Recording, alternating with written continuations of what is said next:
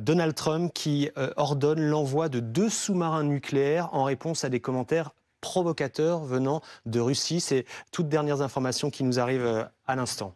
Oui, effectivement, voilà le message qui a été mis en ligne par le président américain suite aux déclarations hautement provocatrices de l'ancien président russe Dmitri Medvedev, aujourd'hui vice-président du Conseil de sécurité. J'ai ordonné le déploiement de 2 sous-marins nucléaires dans les zones concernées, au cas où ces déclarations insensées et incendiaires seraient plus graves. Les mots sont très importants et peuvent avoir des conséquences inattendues. J'espère que ce ne sera pas le cas, dit le président américain. Il y a quelques jours, c'était le 28 juillet, suite à l'annonce par le président américain de cet ultimatum et du fait qu'il allait être raccourci. Dmitri Medvedev avait publié un message en disant que chaque nouvel ultimatum est une menace et un pas vers la guerre, pas entre la Russie et l'Ukraine, mais avec le propre pays de Donald Trump. Voilà ce qu'avait dit Dmitri Medvedev, qui est coutumier dans la menace, dans l'excès, dans l'insulte, dans l'injure.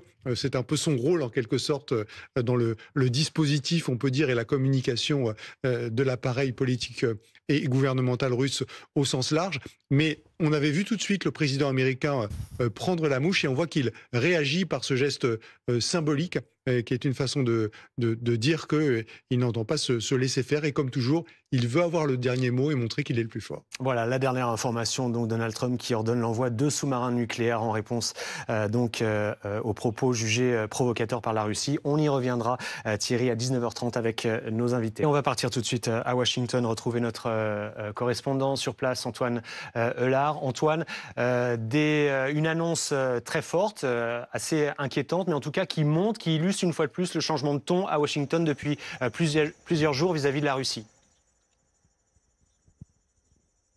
Oui, exactement. Ce qui est vraiment assez frappant, c'est le virage à 180 degrés de Donald Trump. Souvenez-vous, il y a 6 mois, lorsqu'il est arrivé à la Maison-Blanche, il était très bien disposé vis-à-vis de la Russie, vis-à-vis de Vladimir Poutine. Il pensait que ses bonnes relations avec le chef du Kremlin lui permettraient de régler rapidement et facilement le conflit en Ukraine. Finalement, il n'en a rien été.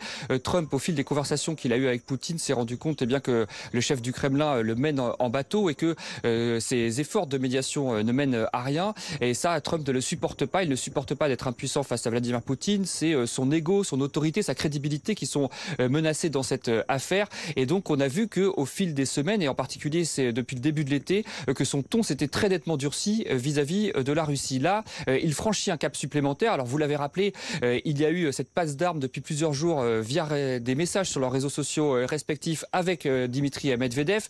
La dernière attaque de Medvedev, c'est de rappeler de façon un peu menaçante à Donald Trump que la Russie est une puissance nucléaire. Et c'est cette dernière pique qui n'a pas plu du tout à Donald Trump. Trump qui déclare donc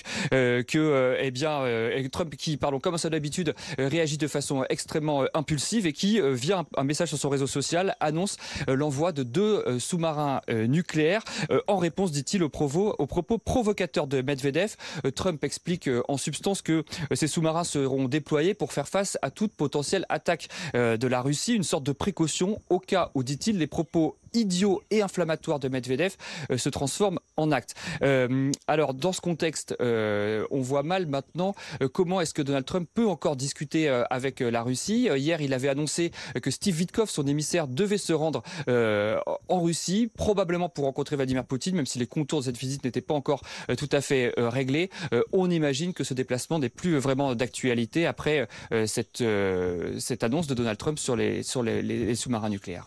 Merci Antoine Eulard. Donc c'est l'information de la soirée. 2 sous-marins nucléaires américains qui sont en route suite aux propos provocateurs, jugés provocateurs par le président américain de Dmitri Medvedev. On en parle avec nos invités. Bonsoir Olga Prokopieva, directrice de Russie Liberté. Nicolas Tenzer nous a rejoint. Bonsoir, professeur de géostratégie à Sciences Po. Et Philippe Gély, directeur adjoint de la rédaction du Figaro. Vous êtes ancien correspondant aussi à Washington. Oui. Alors on connaît les phrases souvent un peu provocatrice ou en tout cas tonitruante de Donald Trump. Là, on est quand même sur clairement une escalade depuis plusieurs jours, à la fois dans les mots et aussi dans les gestes, puisqu'il y a l'envoi de sous-marins annoncé ce soir. Oui, l'escalade vient d'abord de Medvedev. Cette déclaration de Medvedev, non seulement elle est provocatrice parce que il brandit de nouveau la rhétorique nucléaire, mais en plus il évoque un système qui existait pendant la guerre froide, qu'on surnommait la main morte,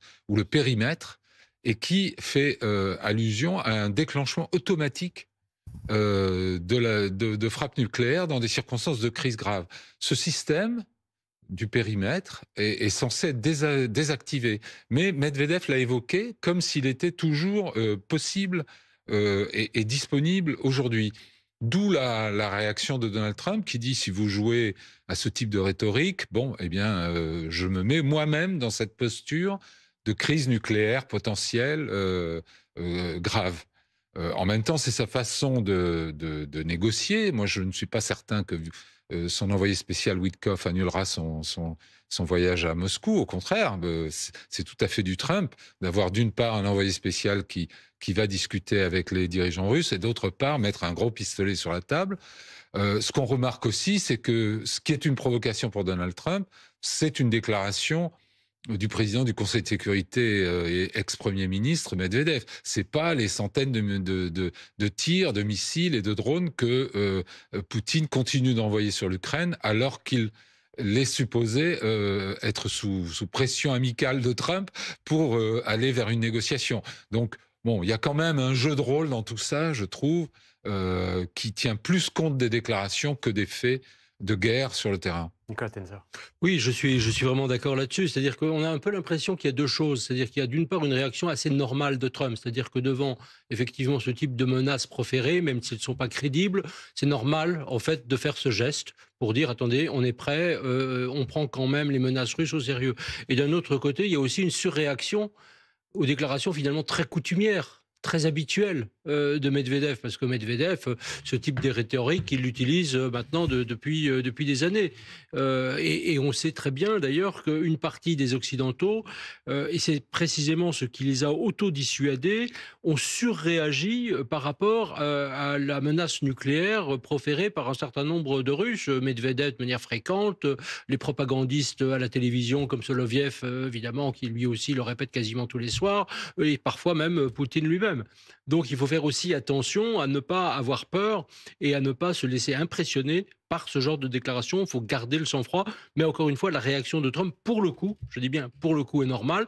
Ça ne règle absolument rien. Et effectivement, je rebondis une seconde sur ce que disait Philippe Gély.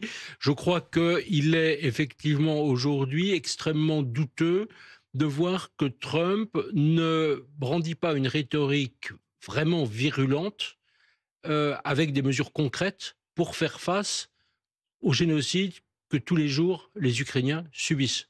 Là, on est quand même très très loin du compte. Il dit oui, c'est affreux, c'est horrible, etc. Comme s'il découvrait effectivement la Lune, parce qu'on sait très bien que tout ceci se poursuit maintenant depuis 3 ans et demi, sinon d'ailleurs 10 ans et demi.